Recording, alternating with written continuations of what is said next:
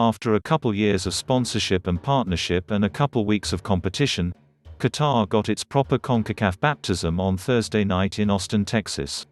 The Gold Cup guest team, invited to this month's Confederation Championship thanks to a wide-ranging relationship between the regional governing body and the influential 2022 World Cup host, could have been leading.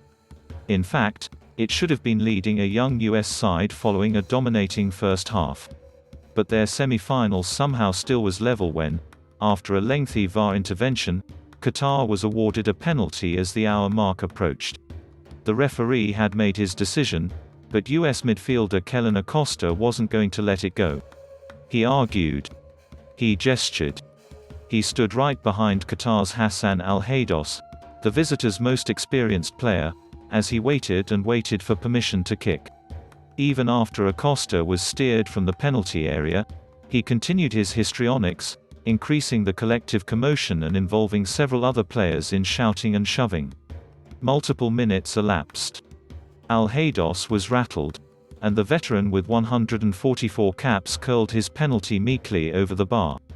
It shows how much he wanted to win, US coach Greg Berhalter said of Acosta's intervention.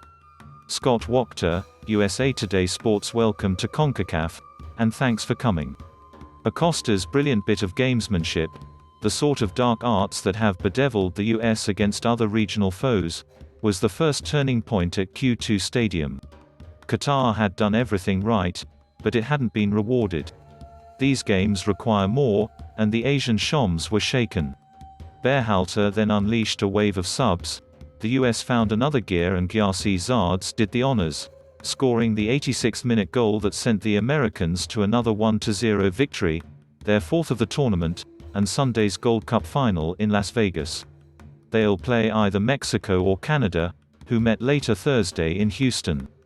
It will be the US's third straight Gold Cup final, its record 12th and perhaps its most unlikely. The odds were against the Americans right from the tournament's start because of Berhalter's decision to bring a younger, untested squad while resting his European A-listers. And they were still against the US on Thursday.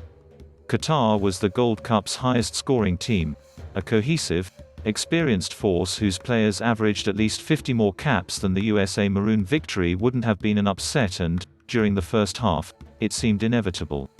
Starting the same 4-3-3 that took the field against Jamaica in Sunday's quarterfinal, the US created next to nothing and was in frequent trouble in back. Goalkeeper Matt Turner made all the difference, conjuring a pair of fingertip saves 2 minutes apart in the first half that kept the match scoreless. Several other Qatari shots were wayward.